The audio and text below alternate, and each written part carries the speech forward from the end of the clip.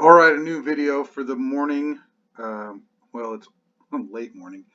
Um, One of my students sent me a video, and I asked my students to, if you see a good video, let me know that I could use for an analysis or a teaching video, because I forget when I'm watching coverage. Sometimes I remember, but I know that everybody's watching different coverage. So if you see a good video that might be appropriate, let me know. We're going to see Paige Pierce this morning. I keep revisiting Paige Pierce because I really don't think anyone's better to copy, frankly. And she does unique elements in her throw. And one of the most unique elements is how she doesn't actually send the disc on the line directly. It is done indirectly. So she's setting up, and I'm starting to think that this both arms together is part of her excellent windup. It's something that I've been looking at in pitching instruction videos. Is they say there's 1 to 2 to 3 miles per hour of extra speed available simply going through the windup, where you see a pitcher and they lift their arms up over their head, and kind of this sets up their sequencing. And I posted on the group that I was going to do a video about how I've come to believe that it's more productive to actually practice the helicopter finish than it is to practice what would have been called in the old days a punch out. I don't believe in the punch out, but the punch out to 10, which is some people have said that that's what I'm teaching, but I'm trying to get people to throw the disc out. You can see she throws the disc out away from her body. So it's going inward, but then outwards, out and around. But the thing that I want people to look at is the fact that she commits to being over there. She's over here. This is where she's actually committing her athletic move. Look at her legs. This knee is up, coiled in behind this one. So instead of trying to throw out to here, she's actually throwing her body to here. So the spin to 3, throw to 10, spin to 3. This is the original mantra of the group, going all the way back.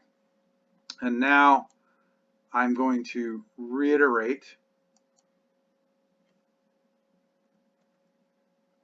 Okay, so you can see the disc is close, and now it's far. Now it's even further. But again, this left side is actually committing to going over here. This is how she's throwing her arm out.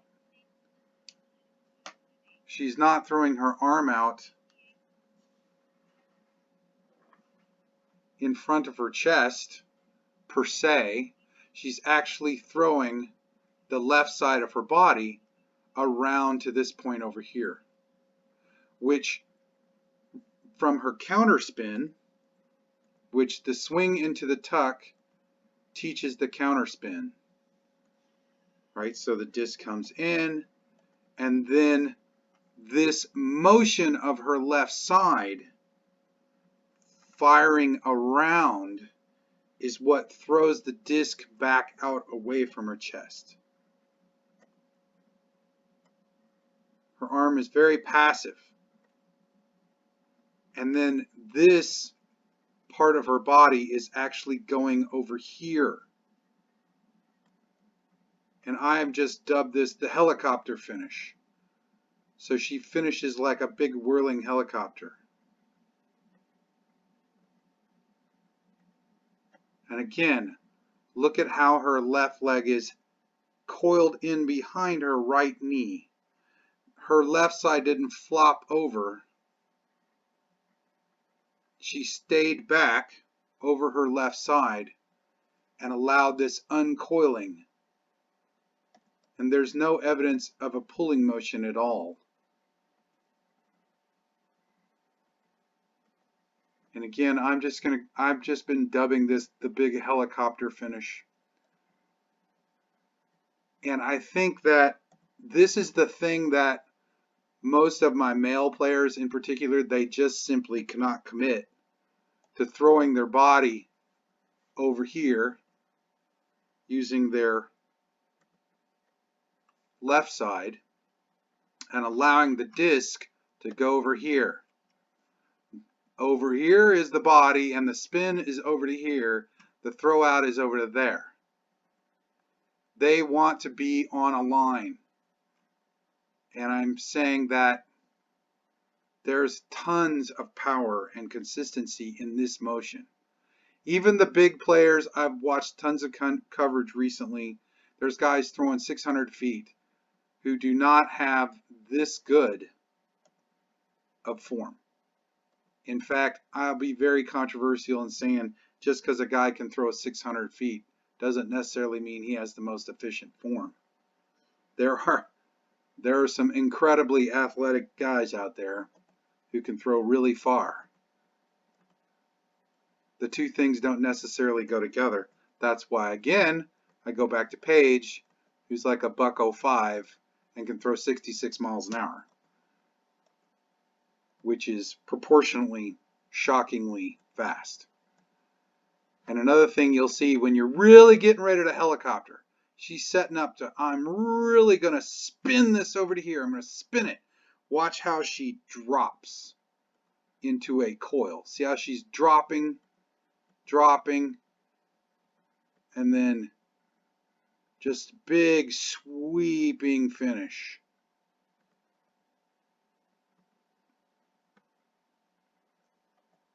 And again, I'll go out on a limb and say nobody's throwing like this. They're not really.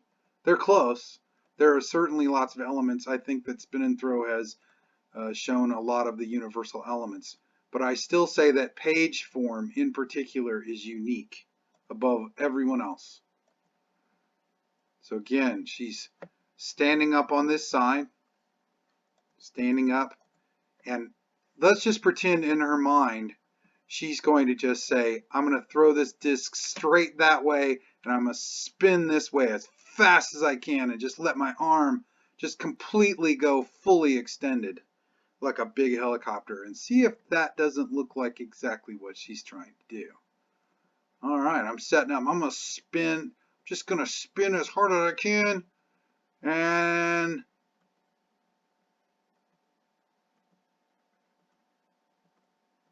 now I'm putting on the air brakes. And again, look at her left leg coiled in behind her right leg, because this is a spin around the spine that's sitting still. There's no element of throwing the spine forward, trying to get artificially over her front leg. All those elements are gone. This is a different way of thinking about throwing a frisbee.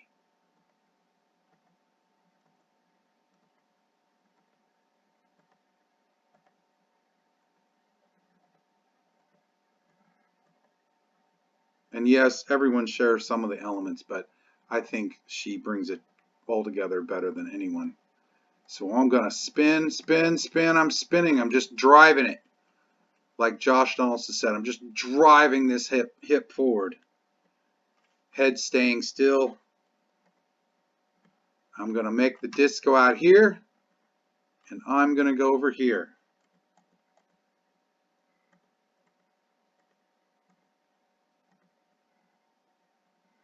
That's total commitment.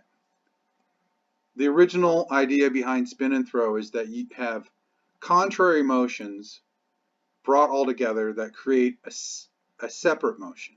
So spinning and throwing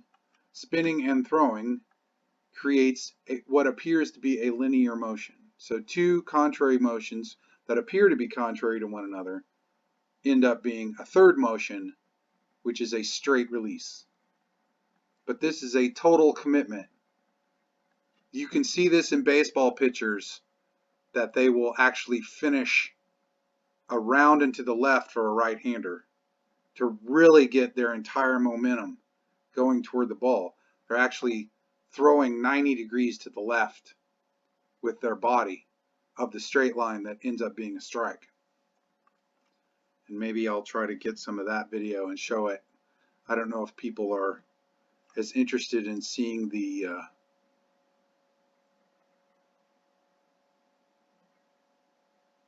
okay, let's watch that one more time. Now watch how her right shoulder literally, like, finally actually starts to flap fully back, all the way back here. This is her finished position with her arm. Can you imagine? I mean, I have students that their finished position is like 12 o'clock.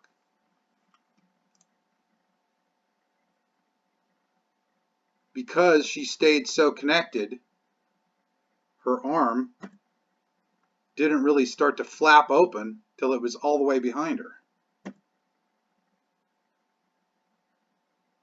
You don't have a true helicopter finish if your right shoulder is not slamming into your left side.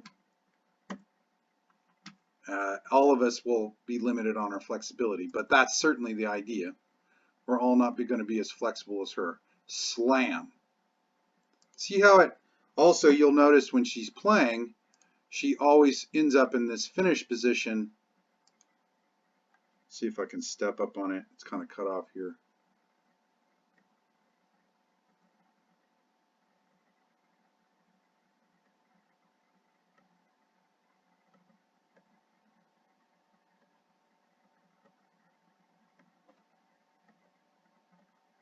There we go. You'll see now she'll end up facing, her entire body will be facing this direction. That is a true follow through. That's a full finish. And you cannot pull the disc with your shoulders and achieve that position.